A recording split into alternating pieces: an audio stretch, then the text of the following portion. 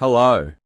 In order to solidify the if-else concept, let's work on a new task through an application. In this project, we will create a setup where 4 LEDs light up in sequence each time the button is pressed. When setting up the circuit, don't forget to use resistors as voltage dividers to protect the LEDs and connect a resistor to the button for stable operation. We'll proceed with the project demonstration on Tinkercad so you can better see the circuit connections. When we press the button for the first time, the green LED will light up. On the second press, the yellow LED, on the third press, the blue LED, and on the fourth press, the red LED will turn on. On the subsequent presses, the LEDs will continue lighting in the same order, starting again from the green LED. Let's stop the simulation and take a look at the commands.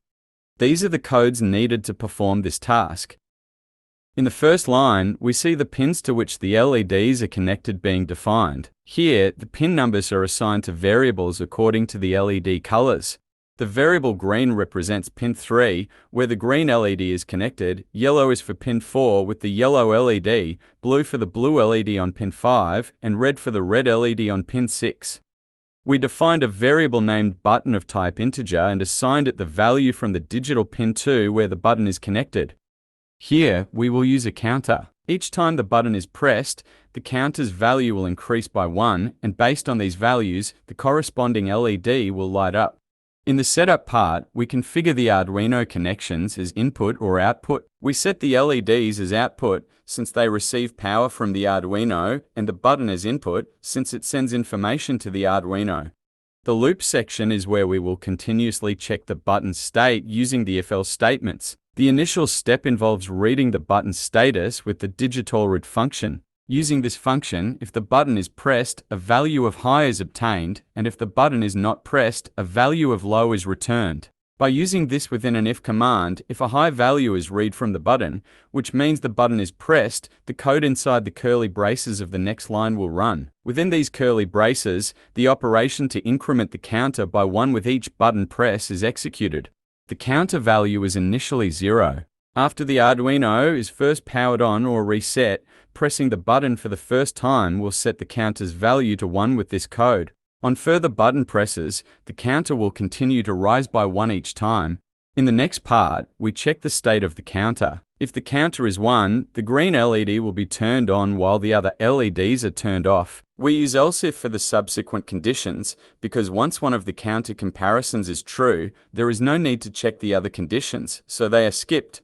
If the counter is not 1 but is 2, the yellow LED will be powered on and all other LEDs will be turned off. If the counter is not 1 or 2, but 3, the blue LED will turn on and the other LEDs will turn off. If the counter is 4, the red LED will light up and the other LEDs will be turned off.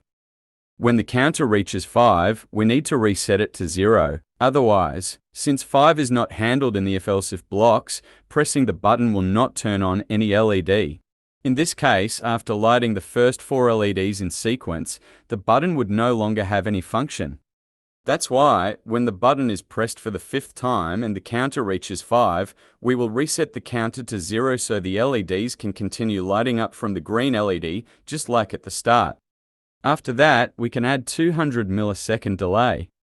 This delay time can be adjusted as desired based on how fast the button is pressed. For example, if the delay is set to 1000 milliseconds, the interval between button presses would need to be at least 1 second. Since the button resets on the 5th press, let's go back to the beginning of the loop function. When the button is pressed, high value is read, and the counter, which has been reset, is now 1. Since the counter is 1, the first condition is met, and the green LED lights up. When the button is pressed a second time, the counter value is 2, so the condition is met and the yellow LED will light up. On the third press of the button, when the counter is 3, the blue LED will light up, and on the fourth press, the red LED will turn on. Pressing the button for the 5th time does not change the state of the LEDs. It only resets the counter. Since the counter is reset, subsequent button presses restart the LED sequence, ensuring continuity.